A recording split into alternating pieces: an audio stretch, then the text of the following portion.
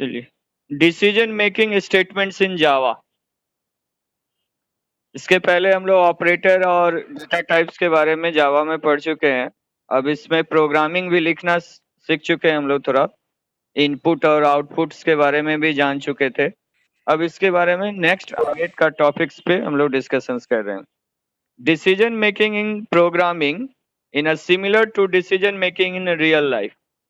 In programming also we face some situations where we want a certain block of code to be executed when some condition is fulfilled.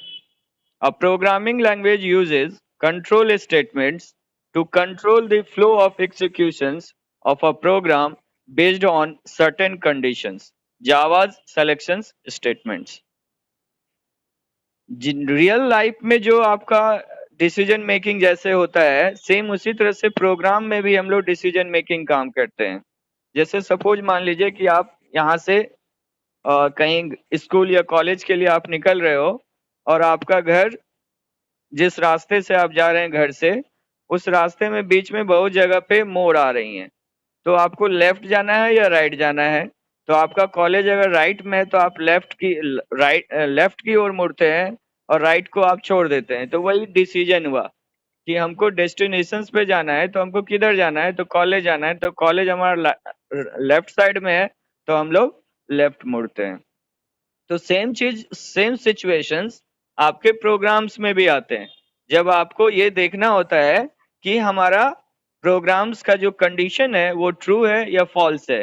तो false होगा तो false की तरफ जाएगा, अगर true होगा तो हमारा ट्रू स्टेटमेंट्स एग्जीक्यूट करेगा। आपके पास तीन तरह के स्टेटमेंट्स होते हैं। एक है सीक्वेंस स्टेटमेंट्स, दूसरा है सिलेक्शन स्टेटमेंट्स एंड तीसरा है लूपिंग स्टेटमेंट्स। तो अभी जो प्रोग्राम आप लिख रहे हैं, अभी तक जो प्रोग्राम आप लिखे हैं, वो सब का सब सीक्वेंस स्टेटमेंट्स है। सीक्वेंस स्टेटमेंट्स कहने का मतलब step by step programs execute कर रहा है। यानी पहला स्टेटमेंट, देन फिर दूसरा, फिर तीसरा, फिर चौथा। वहां पे कोई कंडीशंस नहीं होते हैं, कोई कंडीशंस हम लोग नहीं देते हैं। लेकिन जब आप सिलेक्शंस में आते हैं, सिलेक्शन स्टेटमेंट्स में आते हैं, तो यहाँ पे आपको कंडीशंस मिलता है। तो जावा में सिलेक्शन स्टेटमेंट्स के अंदर में if else, nested if dash else if, switch case, jump, break, continue, ये सारे स्टेटमेंट्स जो हैं आपके सिलेक्शन स्टेटमेंट्स कहलाते हैं। तो इसमें से हम लोग पहला यूज कर रहे हैं इफ स्टेटमेंट्स। इफ स्टेटमेंट्स को देख रहे हैं। इफ स्टेटमेंट्स कहता है, if statement is the most simple decision making statement, it is used to decide whether a certain statements or block of statements will be executed or not. That is, if a certain condition is true, then a block of statement is executed, otherwise not. If conditions के अंदर जो आप statements लिखेंगे, अगर ये statements सही है, true है, देन फिर कंडीशंस आपका एग्जीक्यूट करेगा। और अगर मान लीजिए कि आपका स्टेटमेंट्स फॉल्स है, सॉरी कंडीशंस फॉल्स है, तो स्टेटमेंट्स एग्जीक्यूट नहीं करेगा। तो सेम इसको सिंटेक्स में हम लोगों ने यहाँ पे लिखा है इफ, देन फिर कंडीशन लिखते हैं और फिर यहाँ statements, conditions true then execute the statement. अगर आपका कंडीशंस ट्रू होगा तो जो भी स्टेटमेंट्स आप यहाँ पे लिखेंगे वो एग्जीक्यूट करेगा, अदरवाइज नहीं एग्जीक्यूट करेगा। इसको एक डायग्राम से हम लोग दिखाना चाह रहे हैं, फ्लो डायग्राम से। तो फ्लो डायग्राम्स में हम लोग एक टेस्ट एक्सप्रेशंस बनाया, यानी जिसको हम लोग टेस्ट कंडीशंस कह रहे हैं। यहाँ एंट्री पॉइंट्स, ये एंट्रीज को डिनोट्स कर रहा है, यहाँ से एंट्री, देन टेस्ट एक्सप्रेशंस।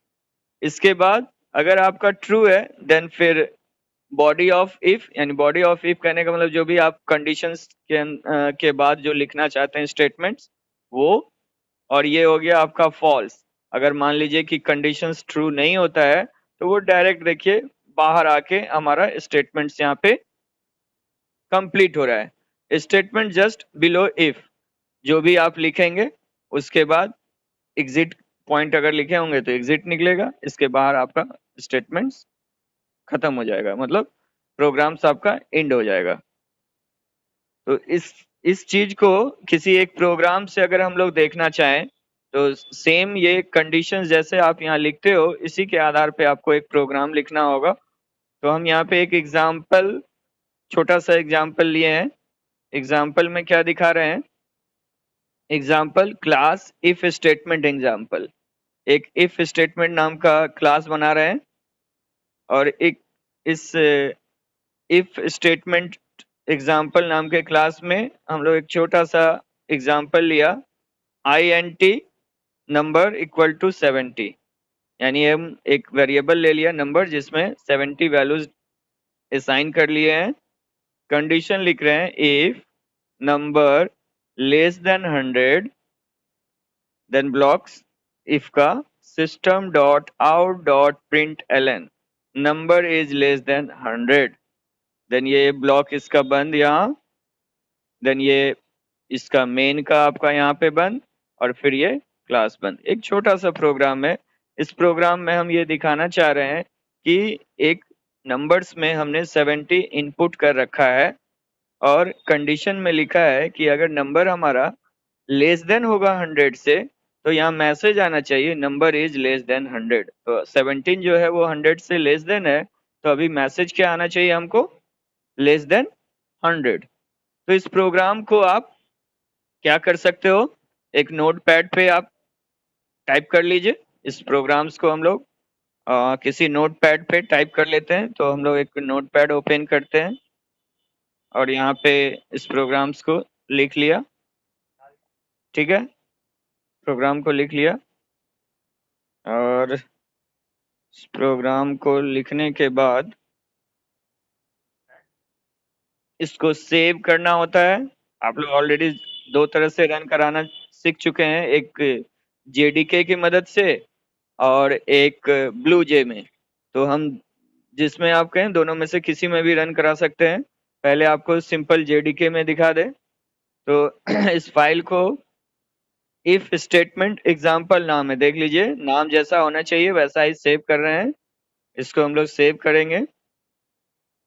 किसी एक फोल्डर आप पहले से बना के रख लीजिए। हम ई ड्राइव में मेरा एक फोल्डर है जावा नाम का, देखिए यहाँ पे जावा, इसको जावा नाम का एक फोल्डर है। इस फोल्डर में हम क्या करते हैं, इस फाइल्स को सेव कर देते हैं।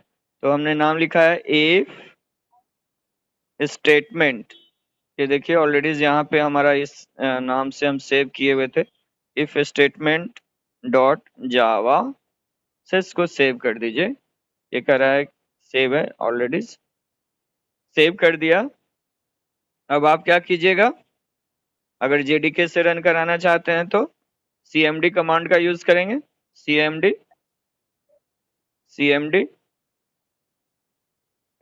तो इसके पहले आपको पाथ सेट करने के लिए भी बता चुके हैं, फिर भी एक बार आप फिर से देख लीजिए। हमारा ई ड्राइव में हमारा वो फाइल है cd जावा नाम के फोल्डर में। अब आप यहाँ पे dir से देख सकते हैं कि बहुत सारा फाइल इसमें है। हम लोग अभी इफ इफ स्टेटमेंट एग्जाम्पल नाम से सेव किए थे।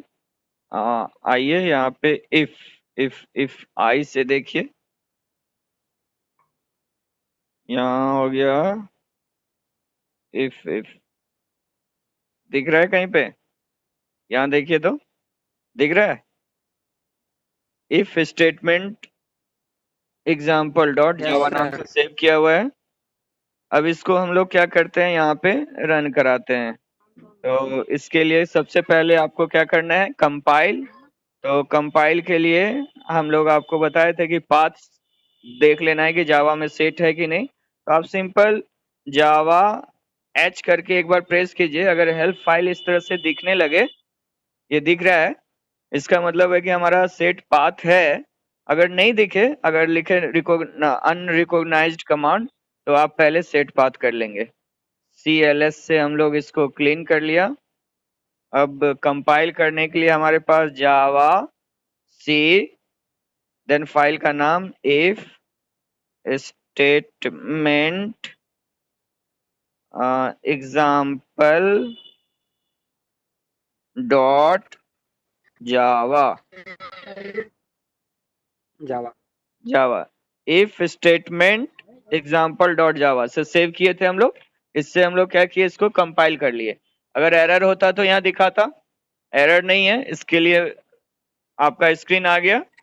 अब यहाँ पे रन कराने के लिए क्या लिखेंगे, Java if statement example, if statement example then run. देखिए तो दिखा रहा है number is less than 100, number जो है लेस देन 100 है, यानी रन कर रहा है। अब इसी प्रोग्राम को आप यस ब्लू जे में भी रन करा सकते हो। अगर आपके पास ब्लू जे है तो आप देखिए, हम पहले से ब्लू जे ओपन करके रखे हैं। ब्लू जे स्क्रीन हमारा ओपन है। इस ब्लू जे में क्या करना है, ये बहुत इजी है। ब्लू जे में भी पहले हमको यहाँ पे क्लास बनाना होता है, तो यहाँ करोगे न्यू, ठीक है, न्यू क्लास पे क्लिक कीजिएगा। आपसे देखिए यहाँ पे पूछा जा रहा है क्लास का नाम, तो जो आप क्लास का नाम वहां पे डाले हो वही यहाँ पे डालना है जो प्रोग्राम में लिख रहे थे। तो हम लोग डाले हैं if statement exam statement example,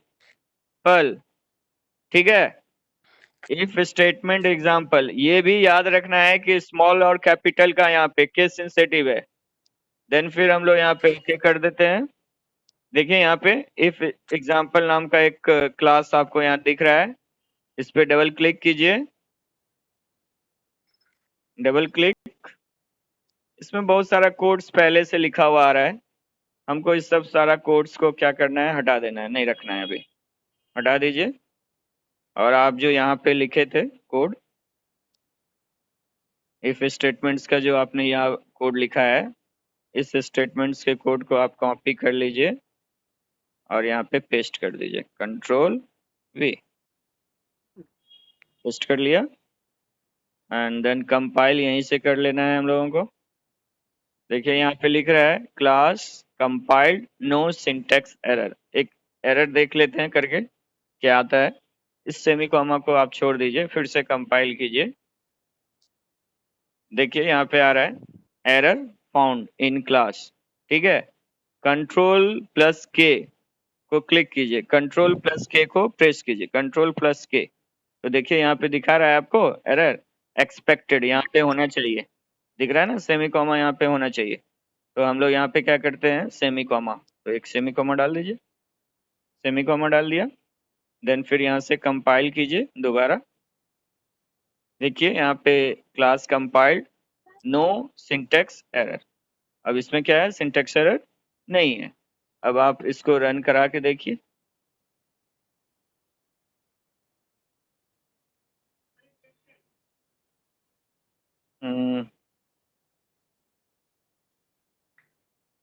सारा फाइल खुल गया है। अब यहाँ पे आइए, void main, ओके, ये रन किया है, स्क्रीन देखिए, नंबर इज लेस देन 100, ठीक है।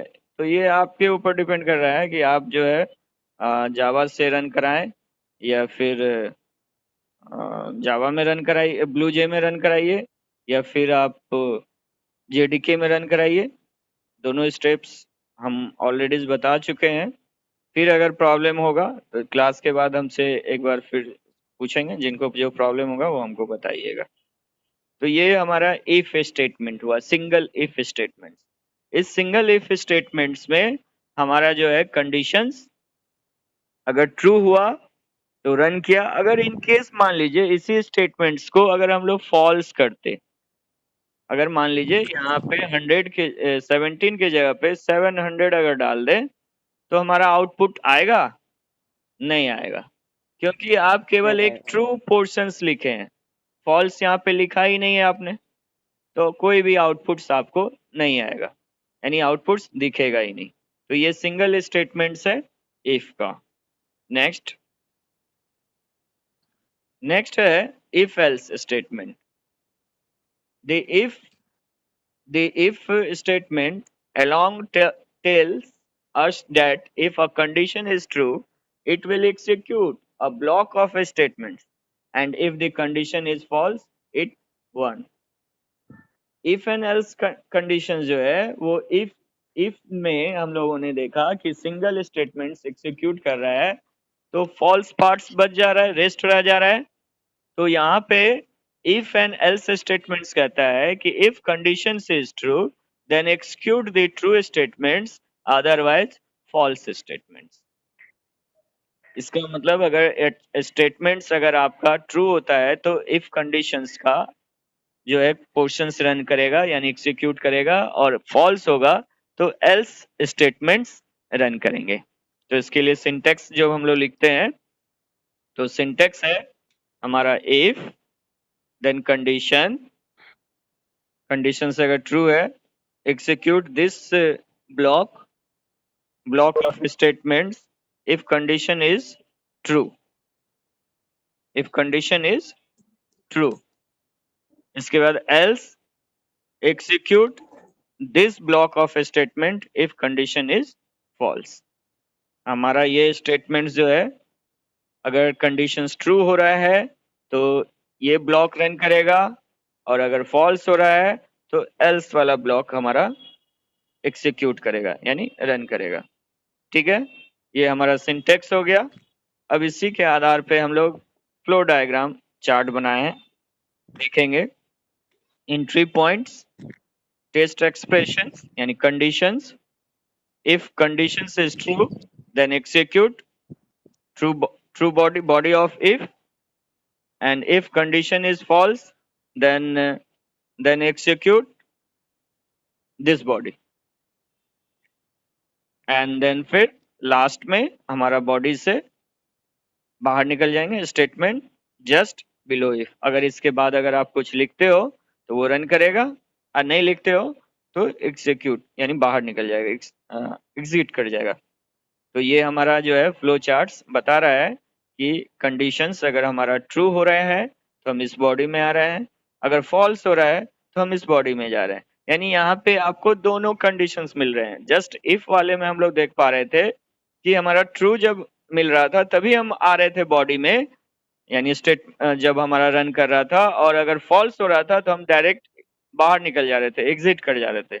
लेकिन यहाँ पे हमारा दोनों कंडीशंस में रन करेगा, ट्रू होगा तब भी और फॉल्स होगा तब भी। अब जस्ट इसके नीचे आए, एग्जाम्पल को देखें अगर हम लोग, इसमें भी एक एग्जाम्पल से ज्यादा समझ में आएगा। अब यहाँ पे हम लोग इवन ऑड, ये बहुत इजी प्रोग्राम्स है, इस सारे जगह हम लोग यूज किए हैं सी में, C++ में, उसी को फिर हम यहाँ पे जावा में भी यूज करके आपको दिखाना चाह रहे हैं। लेकिन यहाँ पे हम थोड़ा इनपुट यूजर से लेंगे, क्योंकि आप इनपुट ऑलरेडी सीख चुके हैं। इनपुट कराते हैं कैसे हैं, तो बफर रीडर और स्कैनर, ये दो इनपुट के मेथड्स हम लोग लर्न कर चुके हैं, हम लोग सीखे हैं। तो इसके लिए सबसे पहला हम लोग यहाँ पे जो यूज कर रहे हैं वो स्कैनर क्लास का यूज करके इनपुट ले रहे हैं। ठीक है, तो हमने एक क्लास बनाया इवन ऑड, क्लास का नाम है इवन ऑड। उसके पहले हमने एक वर्ड लिखा है import java.util.scanner। C++ में जिस तरह से आप लिखते हो #include iostream.h, #include conio.h, #include math.h, same उसी तरह से जब आप यहाँ पे इंक्लूड करना चाहते हैं किसी भी क्लास के मेथड्स को, तो यहाँ पे हम लोग उसको इंपोर्ट करते हैं, इंपोर्ट लिखते हैं। तो यहाँ पे हम लोगों ने जो लिखा है import java.util.scanner, ये util नाम के एक पैकेज है जिसके अंदर में स्कैनर नाम का एक क्लास है। ठीक है, अगर आप math.h का यूज करते हैं तो कोई जरूरी नहीं है कि math.h में एक ही फंक्शन होगा, बहुत सारे फंक्शंस होंगे। तो सेम इसी तरह से इस UTIL जो है पैकेज जो है, इसके अंदर बहुत सारे क्लासेज हैं। उनमें से केवल सिंगल एक क्लास को हम यहाँ पे यूज कर रहे हैं, जिसका नाम है स्कैनर। तो हम लोगों ने लिखा है स्कैनर। तो java.util.scanner क्लास हो गया मेरा इवन ऑड, क्लास का नाम हमने रखा है इवन ऑड।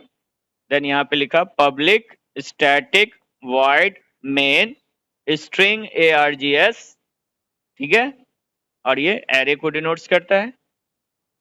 इसके बाद अब आपको इनपुट कराने के लिए स्कैनर का एक ऑब्जेक्ट बनाना पड़ेगा।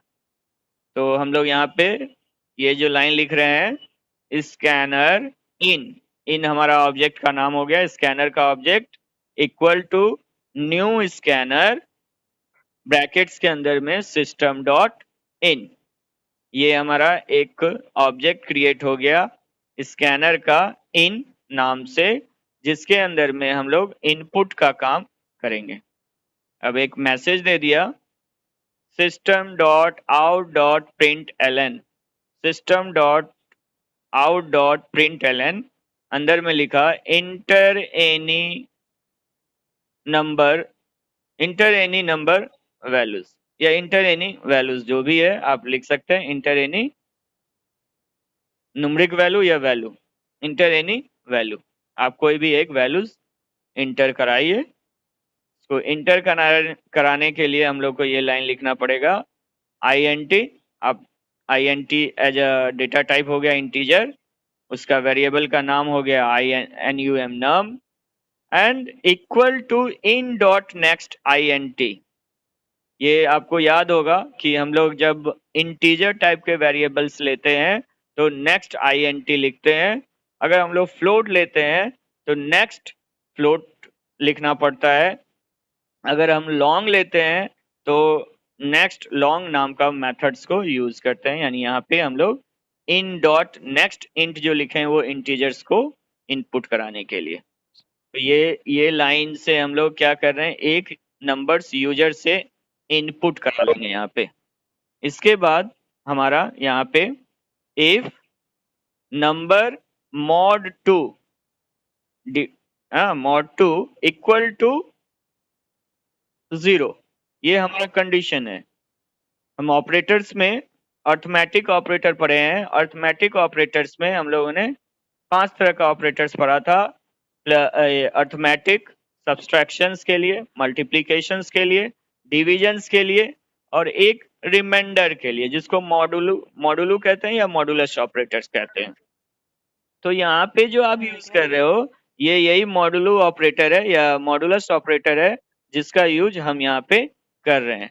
तो हमने यहाँ पे लिखा है नंबर mod 2 इक्वल टू 0, जो यूजर गिवन नंबर है उसको मॉड कीजिए 2 से, और उसका अगर रिमाइंडर 0 के बराबर आता है तो इसका मतलब है कि यूजर गिवन नंबर्स क्या होना चाहिए, इवन। तो हमने लिखा है यहाँ पे system dot out dot print ln user given number even. Else अगर ऐसा नहीं होता है तो else system dot out dot print ln user given number is odd. अगर यूजर गिवन नंबर यहाँ क्या हो जाएगा, ऑड। तो ये कंडीशंस जो है या तो ट्रू होगा या फॉल्स होगा। आपका ये कंडीशंस दो केस होंगे हमारे पास, या तो हमारे फॉल्स होंगे या फिर ट्रू होंगे। सपोज मान लीजिए हमने यहाँ पे 7 लिया, तो 7 mod 2 करते हैं तो 7 mod 2 करेंगे तो रिमाइंडर 0 तो नहीं होगा हमारा, और अगर रिमाइंडर 0 नहीं होता है तो हमारा दिखाएगा कि user given number is odd. और अगर मान लीजिए सपोज यहाँ पे हम लोग नंबर की जगह पे 8 लेते हैं और 8 mod 2 करते हैं, तो इसका मतलब यहाँ पे आएगा user given number is even, यानी मॉड हमारा 0 के बराबर हो रहा है। तो इस प्रोग्राम के लिए हम लोग इफ एंड एल्स का यूज किया। अब इस सेम काम फिर से आपको यही करना है, इस प्रोग्राम को आपको लिखना है।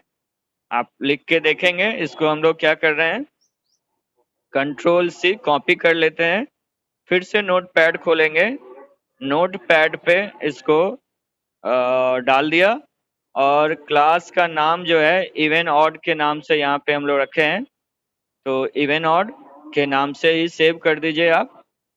इवन ऑड के नाम से। यहाँ पे लीजिए सेव, सेव में चले जाते हैं हम लोग, और जावा के अंदर में हम लोग इसको ऑड और even odd, EVEN even odd dot जावा के नाम से इसको सेव कर दीजिए।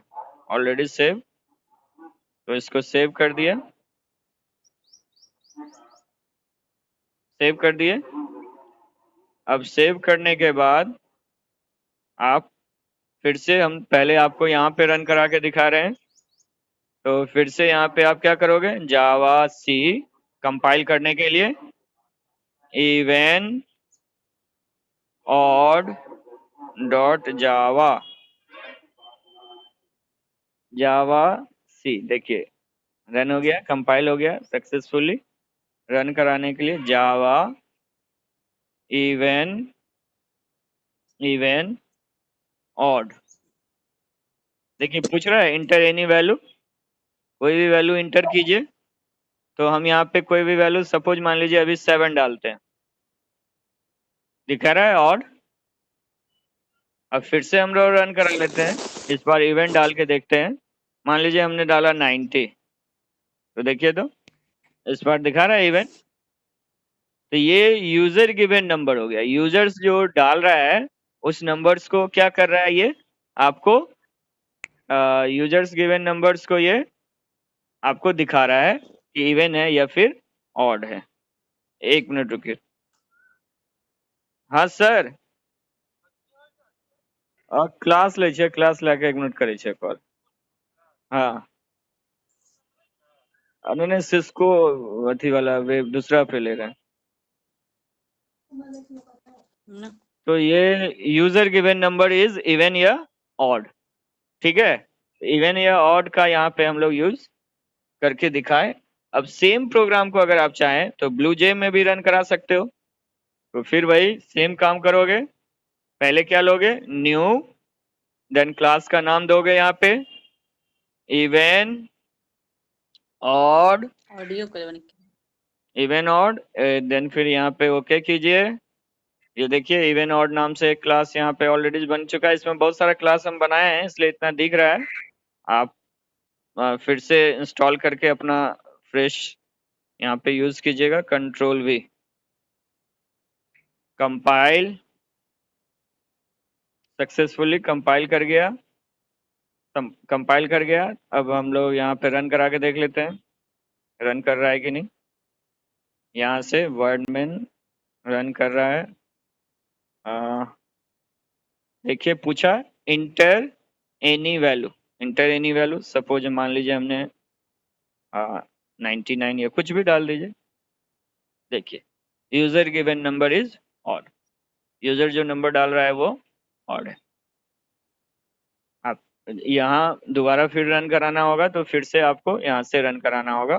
दोबारा यहाँ जाइएगा, यहाँ पे void मेन स्ट्रिंग वाला जो दिखाएगा यहाँ पे, देन फिर ओके, और यहाँ पे फिर से कोई भी नंबर, सपोज मान लीजिए 80 डाला, 80 डालिए, यूजर गिवन नंबर इवन, यहाँ शो करेगा यूजर गिवन नंबर इवन। तो ये हमारा जावा ब्लू जे से रन कराए। आप दोनों में से किसी से भी रन करा सकते हैं, या तो फिर आप कमांड प्रॉम्प्ट यानी जेडीके पे यूज कीजिए, या फिर आप ब्लू जे में यूज कीजिए। आपको जो सुविधा हो जाए या जो अच्छा लगे आप उसमें यूज कर सकते हैं। अगर इसमें कोई, इस प्रोग्राम में अगर कुछ पूछना है किन्हीं को तो कुछ पूछ सकते हैं। अभी किन्हीं को कोई क्वेरी है इसमें? No sir. कोई क्वेरी नहीं है, चलिए आगे बढ़े, देन कंटिन्यू करते हैं। नेस्टेड इफ, अब क्या है ना कि मल्टीपल इफ का यूज करते हैं हम लोग, एक इफ नहीं, एक से ज्यादा इफ, 1 2 3 इस तरह से। तो इस तरह के इसको हम लोग कहेंगे nested if. A nested if is an if statement that is the target of another if or else. Nested if statements means an if statement inside an if statement. Yes, Java allows us to nested if statement within if statement. that is we can place an if statement inside another if statement, यानी if एक if statement के अंदर में फिर से दूसरा if statement लिखना। ठीक है, तो सिंपल एक छोटा सा प्रोग्राम हम लोग देख रहे हैं कि एक एक इफ कंडीशन यहाँ लिखा है। इस कंडीशंस को हम यहाँ पे दिखा रहे हैं कि ये अगर सही होता है तो फिर यहाँ एग्जीक्यूट करेगा, और इसके अंदर फिर से दूसरा एक कंडीशन लिख दिया है। ठीक है, और वो एग्जीक्यूट करेगा तो ये वाला कंडीशन 2 वाला रन करेगा। इसको एक छोटा सा एग्जांपल इसका पहले हम लोग ये देख लीजिए, फ्लो डायग्राम। यहाँ टेस्ट एक्सप्रेशंस है, टेस्ट कंडीशंस। अगर ये ट्रू होता है तो हम लोग इसमें आएंगे नेस्टेड टेस्ट एक्सप्रेशंस में, यानी इसके अंदर।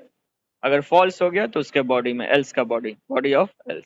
अगर मान लीजिए ये ट्रू नहीं हुआ तो इधर आएंगे, ट्रू हुआ तो इधर आया, देन फिर इसका ट्रू होगा तो ये बॉडी, और एल्स होगा तो इस बॉडी में हम लोग रन करेंगे।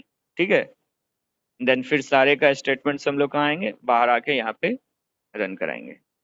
तो मल्टीपल इफ का जो यूज करेंगे हम लोग, तो उसको एक छोटा सा एग्जांपल है, इसको और भी एग्जांपल से दिखाएंगे, लेकिन एक छोटा सा पहले हम लोग मल्टीपल यूज जो किए हैं एक दो इफ का, ये सिंगल इफ स्टेटमेंट्स में भी काम करता है, लेकिन एक छोटा सा देखते हैं क्या किए हम लोग। एक लार्जेस्ट नाम का एक क्लास बना रहे हैं। ठीक है, तो लार्जेस्ट नाम के क्लास में हम लोग क्या किए कि एक यूजर से इनपुट ले लिए 3 नंबर्स, और इसमें से हमको चेक करना है कि कौन सा नंबर हमारा बड़ा है। ठीक है, कौन सा नंबर हमारा बड़ा है। तो ये जनरल इफ से पहले बना रहे हैं। देखिए जनरल इफ से इसमें हम लोग दिखाना चाह रहे हैं system.out.println में हम लोग 3 नंबर्स यूजर से इनपुट करा लिए। इंटर एनी 3 नंबर्स, 3 नंबर आप क्या कीजिए, इनपुट कीजिए। तो first number, second number, third number. ये सेम वर्क हम लोग इसके प्रीवियस वाले प्रोग्राम में भी किए हैं कि जब हमको नंबर्स को इनपुट कराना होता है तो इंटीजर टाइप का हम लोग यहाँ पे लिए हैं, इसलिए यहाँ पे हम दिखा रहे हैं आपको इन डॉट नेक्स्ट इंट, इन डॉट नेक्स्ट INT, इन डॉट नेक्स्ट INT। ये हमारा नंबर 1, नंबर 2, नंबर 3, ये 3 नंबर्स को हम लोग यहाँ पे इनपुट करा रहे हैं, यानी 3 नंबर्स को हम लोग ले रहे हैं। एक सिंपल इफ का यूज किया है यहाँ पे, देन फिर उसी को आगे फिर भी यूज आगे देखेंगे यूज करके। पहले हम लोग क्या किए, एक सिंगल इफ से कैसे इसको देख पा रहे हैं। अगर हमको देखना है कि कौन सा इन तीनों नंबर्स में से कौन सा नंबर्स हमारा जो है वो लार्जेस्ट था, तो क्या किया कि इस नंबर्स को, नंबर 1 को हम लोग मैक्स नाम के एक वेरिएबल में डाल दिए, मैक्स नाम के वेरिएबल्स में हम लोग असाइन कर दिए। अब यहाँ चेक कर रहे हैं if number 2 greater than max, अगर नंबर 2 मेरा मैक्स से बड़ा होता है, तो मैक्स में अभी क्या है मेरा नंबर 1, तो नंबर 1 से अगर मेरा बड़ा हो जाता है नंबर 2, तो क्या करना, इसके अंदर में नंबर 2 का वैल्यू हमारा मैक्स में असाइन कर दीजिए। सेकंड, इफ नंबर 3 अगर ग्रेटर हो जाता है मैक्स से, तो नंबर 3 वाला वैल्यू जो है आप मैक्स में डाल दीजिए, और इस तरह से लार्जेस्ट वैल्यू जो मैक्स में आएगा उसको हम लोग यहाँ पे असाइन कर रहे हैं। तो ये हम लोग इफ स्टेटमेंट है, ये सिंपल इफ ही है जिसमें हम लोग एक से ज्यादा इफ का यूज किए हैं।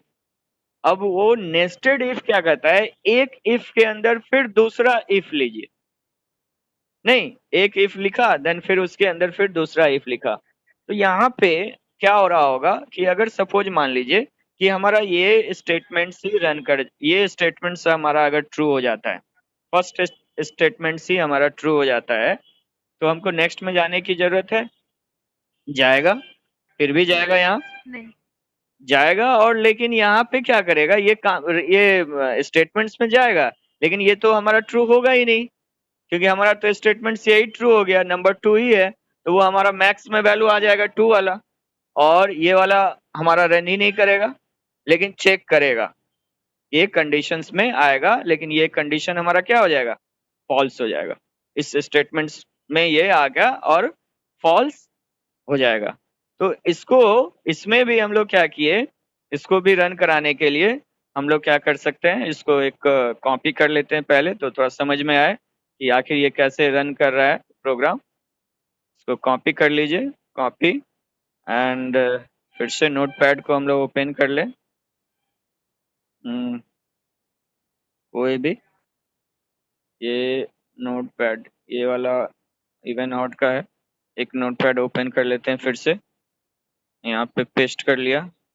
लार्जेस्ट नाम से हम ये क्लास बनाए हैं, फिर से इसको सेव कर लेते हैं हम लोग। सेव कीजिए, largest, largest, GEST, largest dot जावा, लार्जेस्ट डॉट जावा नाम से इसको हम क्या कर रहे हैं, सेव कर दे रहे हैं। सेव कर दिया ऑलरेडी। अब इसको फिर से आप आइए, कंपाइल कीजिए। यहाँ पे कंपाइल करने के लिए हम लोग क्या लिखेंगे, जावा सी क्लास का जो भी फाइल का आपका जो क्लास का नाम था, ARGEST, largest dot Java, run कराइए। No error. अब रन कराने के लिए Java, then largest, largest Java, largest, यहाँ से रन कराएं। नंबर्स 3 कोई भी नंबर्स हम डाल देते हैं, 77, 99, एक 6 डाल दीजिए। तो हमारा क्या लार्जेस्ट होना चाहिए, 99। देखिए, largest among the user given 3 numbers, 99। तो ये हमारा 99 यहाँ पे। आप इसी कमांड्स, इसी को फिर से हम लोग ब्लू जे में भी दिखा देते हैं आपको, ब्लू जे में भी रन कर सकते हैं। फिर से हम लोग यहाँ आएंगे, न्यू क्लास, क्लास का नाम रखेंगे LARGEST, लार्जेस्ट, यहाँ से ओके, लार्जेस्ट को ओपन कीजिए, इसके अंदर सारे को पेस्ट कर दीजिए, कंट्रोल V, पेस्ट कर दीजिए, कंपाइल कीजिए। क्लास, नो सिंटेक्स एरर, सही है हमारा प्रोग्राम। अब यहाँ पे आइए, राइट क्लिक कीजिए, रन कराइए, ओके। देखिए आ रहा है, inter any 3 numbers, inter any 3 numbers, यानी कोई भी 3 नंबर्स आप इनपुट कराइए। देखिए लार्जेस्ट नंबर इज 99। ये जो प्रीवियस स्क्रीन आता है, इसको कंट्रोल के से आप कंट्रोल के करके इसको आप क्लीन कर सकते हैं। जैसे अब रन कराएंगे ना, तो वो स्क्रीन अब नहीं आएगा, देख लीजिए पहला वाला स्क्रीन का वैल्यूज नहीं आएगा। अब रन कराइए, देखिए नया आ रहा है। सपोज मान लीजिए 8 डाला और 7 डाला, 99 डाला इस बार। देखिए, सॉरी, हर एक बार 99 हम गलती से हो जा रहा है। अच्छा चलिए, इस बार फिर से हम लोग वैल्यूज को चेंज कर देते हैं। वैल्यूज को इस बार चेंज कर दीजिए। पहला वैल्यूज है 66, 3 एंड 1 डाल दीजिए। तो लार्जेस्ट 66, यानी ये किसी भी तरह से रन कराएं तो हमारा रन करेगा। तो चाहे आप ब्लू जे में रन कराओ या फिर आप JDK में रन कराओ, लेकिन आपके सिस्टम में JDK और ब्लू जे ये दोनों इंस्टॉल होना चाहिए। अगर आप विंडोज 10 यूज कर रहे हैं तो JDK का 1.5 से 6, 7 जो भी वर्जन्स मिले उसको डालिएगा, और ब्लू जे में भी 3 पॉइंट समथिंग जो भी आएगा उसको आपको इंस्टॉल करना है। वो इंस्टॉल करेंगे तो आपका JDK का भी काम होगा। ठीक है, तो ये हम जो है यहाँ पे सेकंड्स जो यूज किया, ये हम लोग नेस्टेड इफ, नेस्टेड इफ का जो एग्जाम्पल होगा इसमें थोड़ा सा और चेंजिंग हम लोग करेंगे। नेक्स्ट क्लास होगा तो थोड़ा सा और चेंज करेंगे। ये नेस्टेड इफ नहीं हुआ, मल्टीपल इफ का यूज हुआ यहाँ पे, लेकिन इसमें एक इफ के अंदर एक दूसरा इफ का यूज बाद में फिर से दिखाते हैं। एक एग्जाम्पल इसको समझ ले, देन फिर उस पे भी आएंगे। If else if ladder, here a user can decide among multiple options. The if statements are executed from the top down as soon as one of the conditions controlling the if is true. The statement associated with that if is executed and the rest of the ladder is bypassed. If none of the condition is true, then the final else statements will be executed. अब यहाँ पे आप देखिए कि multiple if and else जो use होगा तो वो उसको हम लोग कैसे लिखते हैं, या सिंटेक्स कैसा होगा। इफ देन कंडीशन, इफ के बाद जो भी स्टेटमेंट्स अगर सही है तो ट्रू कंडीशंस रन करेगा, एल्स अगर फॉल्स हुआ तो फिर से कंडीशन, देन फिर इस तरह से मल्टीपल्स हम लोग इफ एंड एल्स यूज करते हैं। तो इसका हम लोग फ्लो डायग्राम देखें। Test expressions one, statement one अगर रन किया तो इधर आया ट्रू वाला, फॉल्स आया तो ये स्टेटमेंट्स में आएगा, फिर ट्रू होगा तो इधर जाएगा, फिर इसका फॉल्स होगा तो इसके नीचे आएगा। यानी मल्टीपल जितना भी आप इफ एंड एल्स लगाएंगे वो इसके अंदर आता जाएगा। एंड देन लास्ट में हम जब इसके बाहर निकलेंगे तो जो भी स्टेटमेंट लिखना है तो लूप के इसके बाद लिख सकते हैं, अगर नहीं लिखते हैं तो डायरेक्ट रन करेगा। अब इसको भी एक एग्जांपल से हम लोग दिखाएं जो कि बहुत इजी एग्जांपल है ग्रेड निकालने का। ग्रेडिंग जो हम लोग करते हैं तो ग्रेड के लिए हम लोगों ने एक प्रोग्राम बनाया है जिसका नाम रखा है क्लास का नाम ग्रेड, और इसमें थोड़ा सा चेंजिंग किया। इसमें हम लोग जो है इनपुट इस बार स्कैनर से नहीं लेके बफर रीडर से ले रहे हैं, यानी दोनों का यूज यहाँ पे हो जा रहा है हमारा, बफर रीडर का भी और स्कैनर का भी। तो इसमें हम आपको एक बफर रीडर से कैसे इनपुट कराते हैं उसको यहाँ पे दिखाना चाह रहे थे। तो बफर रीडर से इनपुट कराने के लिए हमको एक बफर रीडर क्लास की जरूरत होती है, दूसरा आईओ एक्सेप्शंस क्लास की जरूरत होती है, और तीसरा हमको इनपुट स्ट्रीम रीडर क्लास की जरूरत होती है। तो हम लोग ये तीन क्लास लिए, buffer reader, IO exceptions, input stream reader, import java.io.bufferreader, import java.io.io exceptions, import java.io.inputstreamreader। अब इन तीनों को आप नहीं लिखना चाहें और सिंगल लिखना चाहते हैं तो आप सिंपल import java.io.star का यूज करेंगे। स्टार लिखते हैं तो उसके अंदर जितने बारे सारे क्लासेज आते हैं वो सब के सब क्लासेस में आ जाएंगे। क्लास का नाम हम लोगों ने रखा ग्रेड। एक चीज याद रखना है कि अगर हम लोग बफर रीडर का यूज करते हैं तो हमको यहाँ पे थ्रो एक्सेप्शंस करना पड़ता है, लिखना पड़ता है थ्रोज आईओ एक्सेप्शंस। आगे के क्लास में हम पढ़ेंगे कि एक्सेप्शंस क्या है, तो यहाँ पे हमको थ्रोज एक्सेप्शंस लिखना पड़ेगा। देन आगे बफर रीडर का एक ऑब्जेक्ट बनाना चाह रहे हैं, तो एक बफर रीडर का read equal to new buffer reader, new इस इनपुट स्ट्रीम रीडर ब्रैकेट में सिस्टम डॉट इन।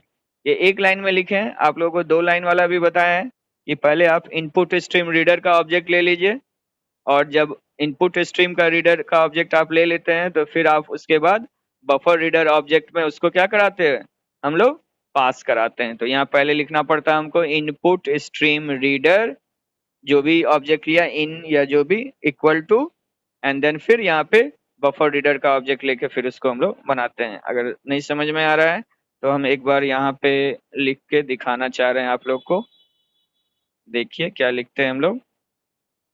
पहले हम लोग क्या लिखेंगे यहाँ पे, इनपुट स्ट्रीम रीडर, कोई भी ऑब्जेक्ट ले लिया, suppose in equal to new input stream reader brackets में SYSTEM सिस्टम डॉट इन, ये सेमी कॉमा, और फिर अब यहाँ क्या लिखिएगा, buffer reader, BUFFERED, buffer reader का एक ऑब्जेक्ट ले लीजिए, सपोज रीड या कुछ भी, ठीक है। रीड, हाँ रीड ही ले लेते हैं, read equal to new buffer reader, और ब्रैकेट्स में ये याद रखना है कि हम लोग उसका ऑब्जेक्ट को पास कराते हैं, जो यहाँ पे इन जो लिया था ना, इनपुट स्ट्रीम रीडर का ऑब्जेक्ट, उसी को हम लोग यहाँ पे लिखते हैं। तो इसी लाइन के लिए ये जो लाइन आप यहाँ पे लिख रहे हैं, इसी लाइन को हम लोग सिंगल लाइंस में दिखा रहे हैं। बफर रीडर नाम का यहाँ ऑब्जेक्ट ले लिए, आप रीड जो भी लेना चाहे ले सकते हैं, equal to new buffer reader brackets में new input stream reader, then फिर ब्रैकेट में सिस्टम डॉट इन। यानी इसी लाइन को एक लाइन में अगर लिखना चाहे तो ये दोनों इक्विवेलेंट है, इसी के इक्विवेलेंट हमने ये लिखा है। तो आप चाहे ये दो लाइन में लिखिए या फिर आप सिंगल लाइंस में लिखिए, ये ऑलरेडी आप लोग देख चुके हैं, समझ चुके हैं। अब हम लोग क्या कर रहे हैं, एक 5 सब्जेक्ट्स मार्क्स इनपुट कराना चाहते हैं, तो हम लोग उसके लिए यहाँ पे 5 सब्जेक्ट्स का इनपुट के लिए लिखे हैं, इंटर एनी 5 सब्जेक्ट मार्क्स। तो एक वेरिएबल फिजिक्स ले लिया, एक वेरिएबल केमिस्ट्री ले लिया, एक वेरिएबल मैथ ले लिया, एक इंग्लिश ले लिया और एक CMS ले लिया। अब यहाँ इनपुट कराने में थोड़ा डिफरेंस है, देखिए यहाँ पे क्या लिखते हैं, integer dot parse INT int brackets में reader dot read line, reader हमारा हो गया बफर रीडर का ऑब्जेक्ट, ठीक है। रीड लाइन मेरा मेथड है, इंटीजर मेरा क्लास है, उसके अंदर पार्स इनिट नाम का एक मेथड है, क्योंकि जो भी आप जावा में इनपुट करा रहे हैं वो स्ट्रिंग होता है बाय डिफॉल्ट, तो उस स्ट्रिंग को ये क्या करता है, कन्वर्ट कर देता है आपके नंबर्स में, यानी इंटीजर्स में कन्वर्ट कर रहा है।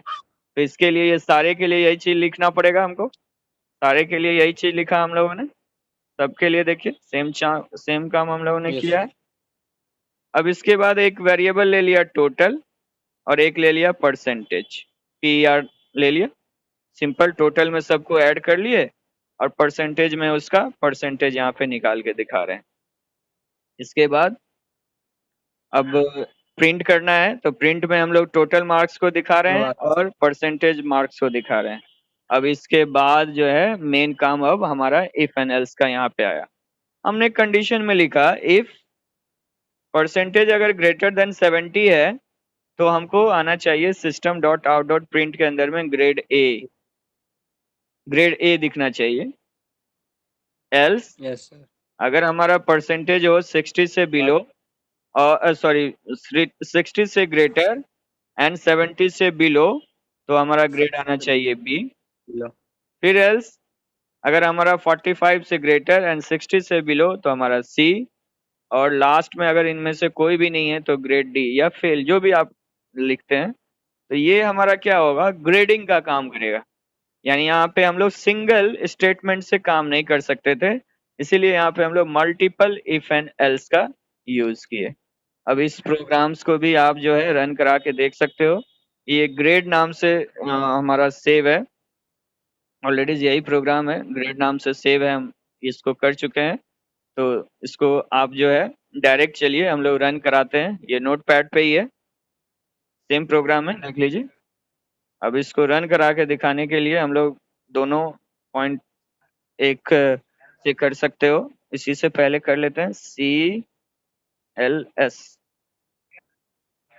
जावा C ग्रेड, जावा C ग्रेड, और सॉरी CLS जावा C ग्रेड डॉट जावा,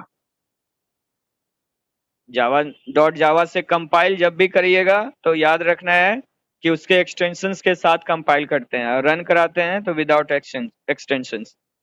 तो हम लोग यहाँ पे ग्रेड नाम के को कंपाइल कर लिए। अब रन कराएंगे Java and grade, GRAD, grade. 5 subjects का नाम आपसे पूछा जा रहा है, मार्क्स पूछा जा रहा है, डाल देते हैं कुछ भी।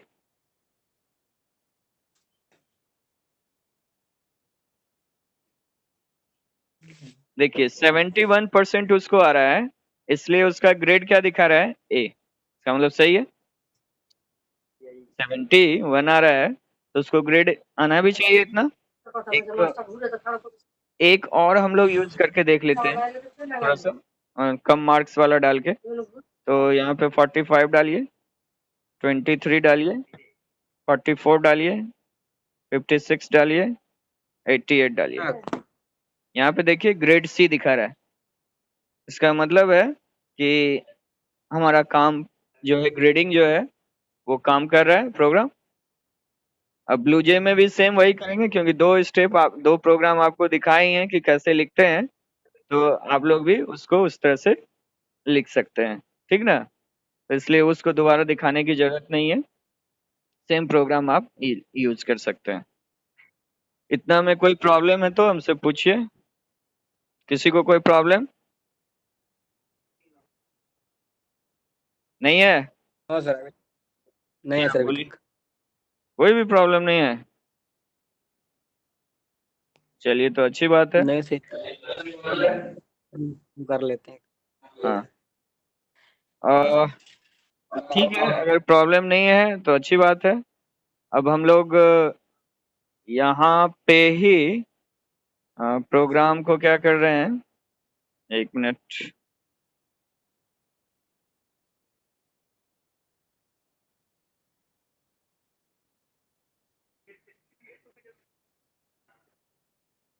रिकॉर्डिंग जो हो रहा है इसको हम स्टॉप कर देते हैं।